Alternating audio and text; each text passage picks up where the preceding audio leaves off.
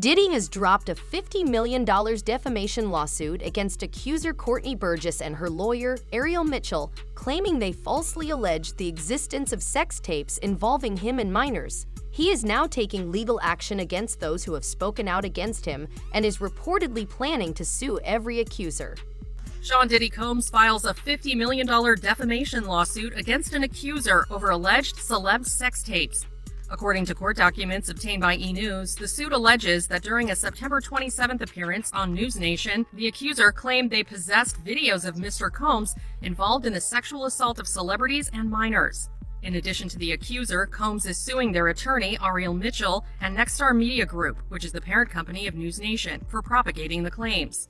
Referring to the allegedly incriminating videos the accuser claimed to have in their possession, the lawsuit, filed in the Southern District of New York January 22nd, alleges that all parties involved participated in a willful scheme to fabricate and broadcast outrageous lies concerning Mr. Combs and then to leverage those falsehoods to gain social media fame, enrich themselves, and strip Mr. Combs of his reputation, livelihood, and right to a fair trial.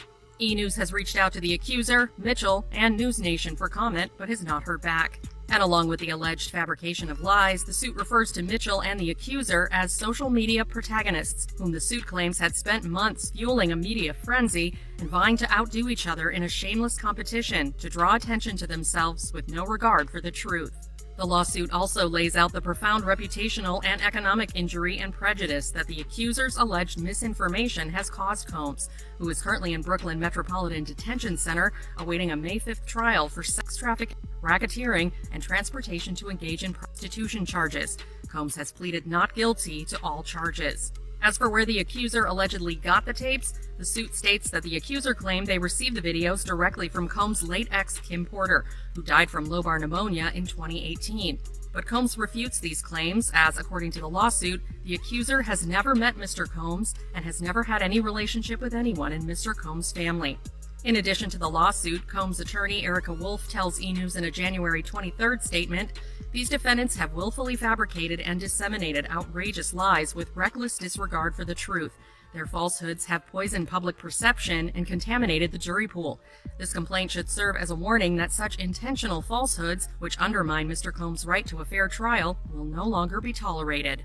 In November 2024, Courtney Burgess, CEO of Alter Ego Records, claimed to have access to 11 flash drives allegedly containing 8 explicit tapes.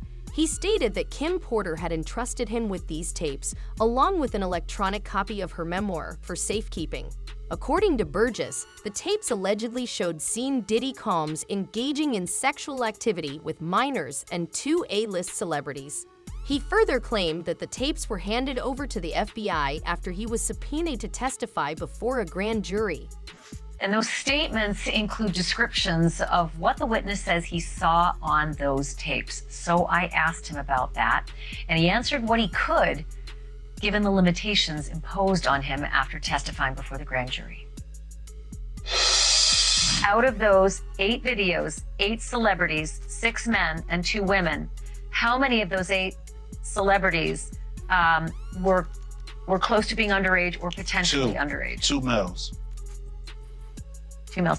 And of those 8 celebrities, how many of them were intoxicated or under the influence of drugs?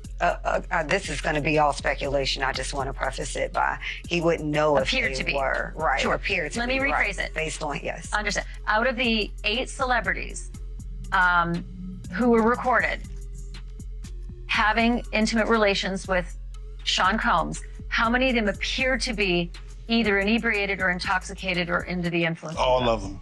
All of them. Out of those 8, how many appear to be potentially victimized? How many might have been victimizing? I think all, to be honest, all. Were victims They or victims. were perpetrating? Victims. They were all 8 were victimized, Yeah. meaning Victim. this was happening to them and they were inebriated. Right. Not knowing, I guess, how much proof it was in it, what they was doing. You made a lot of allegations, right? Are you expected to eventually turn those things over, or well, that's what we're going to head over to do now. So we have a hearing now to determine what we're going to do in terms of what documents we'll have to turn over and what documents we do not. So why were you in court today? Just to give testimony to the grand jury. He was subpoenaed by the court, so as we all know, if you don't answer a subpoena, the marshals will come to your house as they came to his house and they will bring you here. So that's why we're here today. I know you can't mention celebrities per se. You did mention some in the interview. So just to clarify, you can back that up with actual factual footage. We have, it's things that we have, but we got to go to the other courthouse. So I don't know if that's any more questions, but we kind of got another hearing to go. Are you nervous, or do you feel cool? Nah, I ain't never nervous. The only thing that's fair to me is God. I know you did mention what was on the flash drive before. Would you be able to kind of go over that now, or is that something that you can't discuss? No, we're trying to go to discuss that now. What we will be able to talk to in terms of what was available and what was on those flash drives. Okay. But it was the book. So it is Kim Porter's book, but not necessarily some of the stuff with the celebs that were mentioned besides. It's hers. Nobody touched it. Oh, so it is her official book. Yes. And no one touched it. Nobody altered it. Nothing. So it's not the copy that the gentleman said that he was selling before. No. No. It's two different copies. That one was edited, and we have the original copy. Sean Diddy Combs' legal team, led by attorneys Mark Agnifilo and Tiny Julos, has filed for a gag order against Courtney Burgess and any other potential accusers.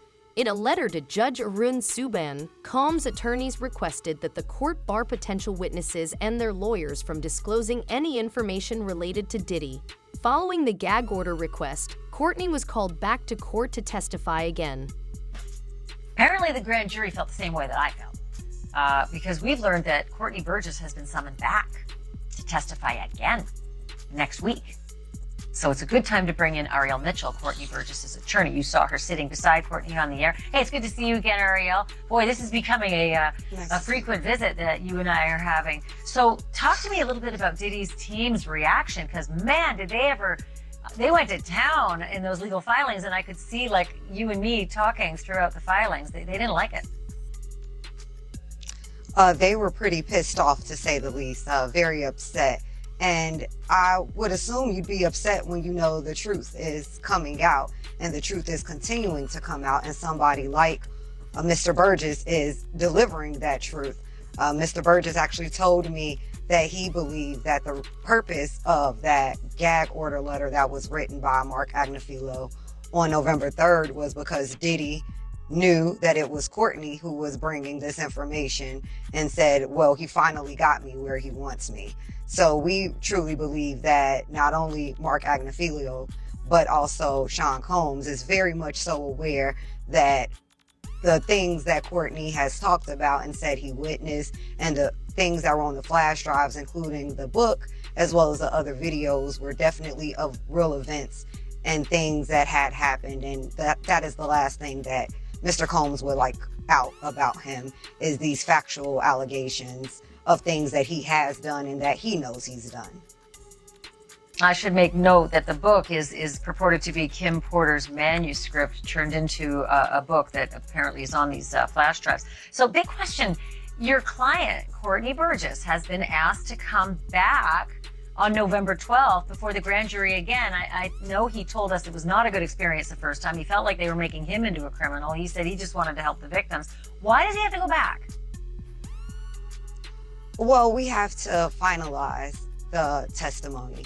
So I do believe we may be able to waive our appearance in that, where Mr. Burgess might not actually physically have to come back, but there was a rider attached to the subpoena that requested certain documents and videos and evidence that Mr. Burgess had talked about in his interviews prior to the grand jury subpoena, and part of what he was supposed to bring. So they just need to bring that to completion, and that's the purpose for us possibly having to testify further. Makes sense. So mark your calendar and come on back on the program and let us know what happens next. Ariel Mitchell, I always love having you on. Thank you for this. Appreciate it. Keeson's Christian and Quincy Combs have also filed a cease and desist order against Courtney Burgess, demanding the copyright to their mother's memoir to claim the profits from its sales. Critics argue that they are more focused on the financial gains rather than honoring their mother's words. Allegedly, the memoir is currently in FBI custody, along with the 8 explicit tapes. Here is the other thing with Mr. Burgess. He apparently says he owns the rights to a book that was reportedly based on the alleged memoir of Kim Porter. In fact, according to TMZ, Burgess' phone was seized by the feds, and on it was a copy of a flash drive with material that was used in this book. Here's the problem. Christian and Quincy Combs, these are the sons of Diddy and Kim Porter. Quincy's actually adopted by Diddy. But they are reportedly fighting back, and they have sent Burgess a cease and desist letter to prevent the further sale of this book. They argue this is just an attempt to capitalize on Porter's fame and that they own the rights to her IP, her intellectual property, like her diary entries or potential manuscript. As her heirs, they own it. And they also want an accounting of current sales of the book. To be clear, though, they aren't acknowledging that there is, in fact, a long-lost memoir from their mother. In fact, they've actually denied that before when there was a similar book, a derivative work, we'll talk about that, published by this guy named Chris Todd on Amazon. They were adamantly fighting against that. They said that their mother wouldn't write this. But what they're basically saying is if something should exist, they own it. Interestingly, Diddy's legal team has previously acknowledged the existence of these explicit tapes in a past lawsuit, but is now disputing claims that minors were involved. According to his attorneys, everything that took place during Diddy's private parties was consensual and did not involve drugs. They further argued that the alleged victims actually enjoyed themselves during these events. In their letter, they write, quote, "Having reviewed these videos, it is now abundantly clear that they confirm Mr. Combs' innocence and that their full exculpatory value cannot be investigated and used unless they are electronically produced. The 9 videos at issue are the so-called freak-off tapes with victim 1 that the government has repeatedly referenced, causing wild speculation in the media. Contrary to what the government has led this court and the public to believe, the so-called freak-offs were private sexual activity between fully consenting adults in a long-term relationship. Like many Americans in the privacy of their own bedrooms, they sometimes film their sexual activity. These videos unambiguously show that the person alleged in the indictment to be victim 1 not only consented, but thoroughly enjoyed herself." And we believe, by the way, victim 1 to be Cassandra Ventura. This is Diddy's ex, who first filed that initial sexual assault lawsuit against Combs back in 2023. She was in that infamous surveillance footage that was published by CNN of an incident that happened in a hotel hallway where Combs is beating Ventura just while wearing a towel. It's a very disturbing video. He argues the videos don't show any orgies or celebrities or violence or coercion or threats or manipulation or evidence of anyone being under the influence of drugs, that this is not sex trafficking. Quote, "The premise that freak-offs are inherently dangerous shows that the government seeks to police non-conforming sexual activity and that it assumes, despite all evidence to the contrary, that a woman's willing participation must have been coerced." That's interesting because that's something we've long suspected, that the defense is not going to shy away from the term freak-offs. They might accept, yeah, Combs called these freak-offs, but this was entirely consensual. It was all in the up and up. It might be different to you and me, but there's nothing illegal going on here. If they're really, if the government is the government in the Southern District of New York, I can't imagine this is what they're hanging their hat on if it's what the defense describes. It's like one of those things that when you have a weakness in a case, the government has to decide how they're going to use that. My guess is they're going to use it to show that there were sex workers, that these sex workers were paid. I would imagine that they have the sex workers that are in the video to come in and describe what was going on or what happened before they went on tape, whether or not they had drugs or alcohol or anything else, whether or not Cassie had drugs or alcohol, whether or not there was a discussion between Sean Combs and Cassie before the tape started. Right. So I think that the tape is going to be one portion of it, but the testimony of either the sex workers that were in the video and or Cassie is going to kind of tie it together. That's my guess. Ariel Mitchell, the attorney representing Courtney Burgess against Diddy, claims that she and other victims have received death threats. Jen Deal, Jaguar Wright, and even alleged minors who were victimized by Diddy have also confirmed these threats. Additionally, the district attorney for the Southern District of New York, who is leading the case against Diddy, has stated that he was making threatening calls to victims from inside the MDC. Is your client fearful if Diddy does get out? As you know, I represent other clients, actual victims who have sued Mr. Combs, Diddy, in civil court, and all of them are very apprehensive about their safety if he were to be granted bond. I am confident in the court. I am sure that the court will remain with their previous decision of no bond. I feel like the judge only gave this let me think about it just to not make it as obvious. But I have all the confidence in the world and the federal court and the state of New York that they will remain keeping Diddy under no bond, and that all of the victims in this case will be able to proceed sooner rather than later. Yeah, and you mentioned, I mean, you don't just represent this man, you represent other alleged victims too, and people involved. Have there been any threats made against any of your clients? There have been threats from people on the internet, but not from, at least what we don't know, from Diddy to me directly. So my clients have, Mr. Burgess has received several death threats. My client, Mrs. Parham, has been receiving threats, but we don't know if they're just regular people from the internet or if they're actually people who were sent by Diddy. Do you have any idea where the threats are coming from? I mean, have you done any investigation?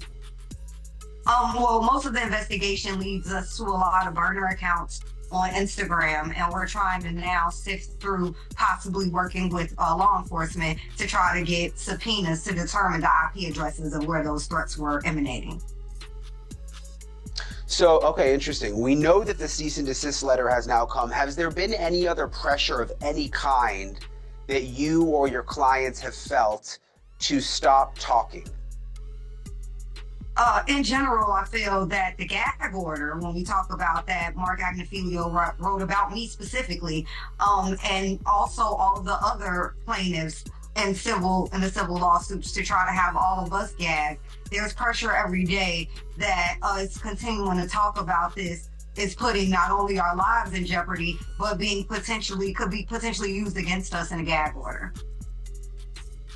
So it was, I just want to make sure I understand correctly, it was Diddy's sons who actually sent the cease and desist? Is that the way it was worded? Yes, it was worded as coming from Quincy Brown and Christian Combs. It did mention the daughters, but it did not name them specifically, but it did name the two sons, Kim Porter's sons.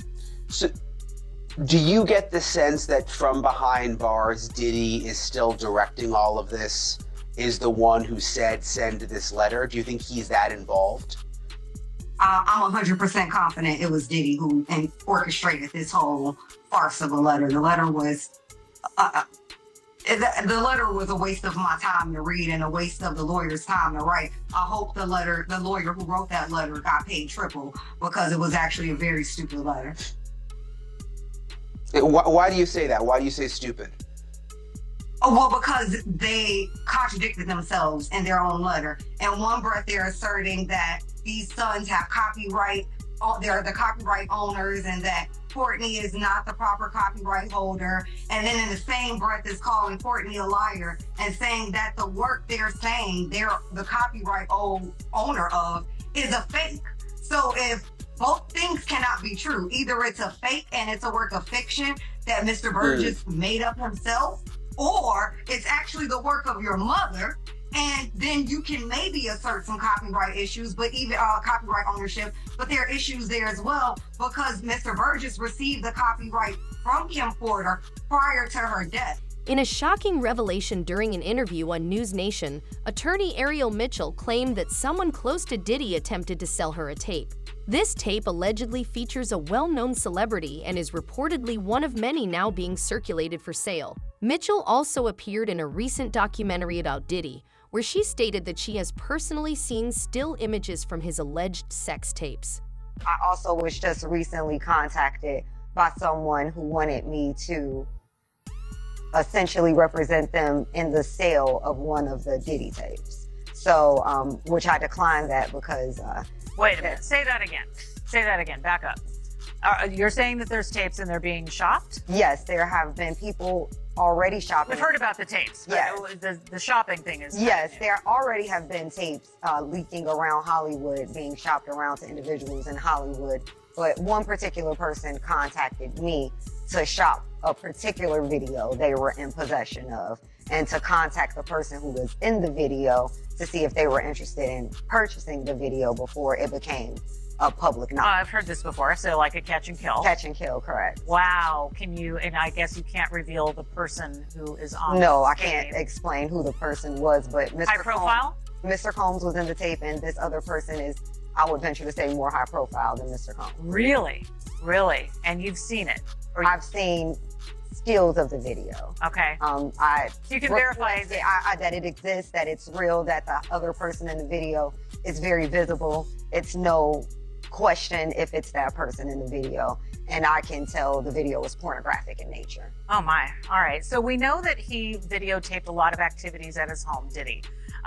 And it sounds like there was probably a lot of hidden cameras as well. Is that what is being talked about? Yes. This was actually in his Atlanta home, at Okay. a home he had in Atlanta at one point. And it does seem that the person isn't like looking into the video. So it's, to me, doesn't seem like that person knows they're being videotaped. It doesn't seem like they're active participant in the videotaping, like they're being surreptitiously recorded. Mm-hmm. All right. I wanted to ask you about the police report we talked about, but when your client came out, obviously the neighbor knew. Did she talk to her family? Did she talk to her friends? Did she have another lawyer? Let's go back to your client. So at the time, she, as most rape victims are, they feel a lot of shame. Absolutely. And they don't want to vocalize what happened to them because then it makes it real. So they kind of internalize it and get over it. Mm-hmm. And due to the high profile nature that it was Mr. Combs who did this, she was afraid for her life. She was concerned that if she was to come forward and say something, that no one would believe her, because we're talking about 2018 when Mr. Combs was still pretty much at the height of his career, still very much so an icon and influential figure. Mm-hmm. So she's just a young girl from Northern California who's gonna believe that he had done something to her like this. So she didn't tell anybody. She did not hire an attorney. All she did was make the police report in the hopes that maybe the police would try to investigate and come up with anything. But she said she kind of felt from the police that they were disregarding what she was saying, even without saying Mr. Combs' name. So she didn't feel any confidence that revealing his name would have done anything. Sure. I mean, but there's a police report. Yeah. I mean, that fact in of itself is a big deal, because when you were talking about going back in time and talking about these allegations from other alleged victims, you know, there's not a lot of police reports, but you guys actually have one. And is that going to be revealed? Are we going to be able to see it? Yes, as soon as I file my lawsuit in civil court, I will be attaching the criminal complaint that was made. I'll attach the number so everyone can see that this is a real number and can go to the police department there and request their own copy of that police report that was made back in 2018. There's a reason the celebrities featured in these tapes aren't speaking out. According to John Deal, the stars who spent time with Diddy are hoping he can prevent the tapes from being released. He claims that Diddy recorded everything that happened at his house, capturing everyone who attended his parties. Now, these individuals are staying silent out of fear of what might be exposed if they speak up. Anybody came out defending Diddy. All these celebrity friends he have, and nobody came out. They brand. It's all about the money. They saw what he did to Cassie. With the kicking, the punching. They saw what they did to Cassie. They know did nobody in America like that. So now, these people are represented by a brand. Whether it's something about the music, clothing, movies. They're not gonna come out and speak on nothing that has anything to do with them. And they praying that they not on the tape doing crazy stuff, being oiled up in the whole 9 yards. They praying. So until the feds say, hey, yo, listen here. we got you on, hey buddy, we got you on this tape, and girl looked like she was pretty young. We're not gonna show it, but we need you to come and testify against Brother Love, P. Diddy, Puff Daddy, you know, Sean Combs. That's when they're gonna start talking, and they're not gonna be talking in his favor. When the feds come to them and show them what they got on tape, because if he had 250 tapes all over, 250 cameras all over the house, somebody got caught stealing a cookie out the cookie jar. It could be your favorite pastor. It could be your favorite politician. But they didn't think they was being watched. And Brother Love was watching. Yeah, I mean, TD Jakes, he haven't even came out and said anything. Him and Diddy was real cool. Amen. Amen. Yeah, man. And I know the people in the congregation over there is shaking in their boots because this man then led them probably, allegedly probably led them to damnation, because those people's hearts are going to be broken if that man is seen on those tapes doing anything. Because people always put their faith in the pastor instead of putting their faith in God. And what they need to do is understand that he's just a man. And he has a history. It's not looking too good for him. So you feel like celebs are worried that they might be on tape? Oh, they know. That's why they ain't speaking up or saying nothing. Yeah, I was at a Diddy party, but I know I ain't do nothing. When you don't know somebody's taping you, when you don't know that somebody is videoing you in some kind of form or fashion, you got that alcohol, you got the drugs in you, they're a little loose, bro. They let down all their inhibitions. The music is pumping. He said it himself. He got it so hot in there that you got to take your clothes off. He said that himself, bro. So what do you think? Is Diddy simply trying to silence his accusers, or is there even more to this story than we know? With high-profile names, secret tapes, and ongoing lawsuits, this scandal is far from over. As more details emerge, we'll be here to break it all down. Let me know in the comments, do you think these tapes will ever be released?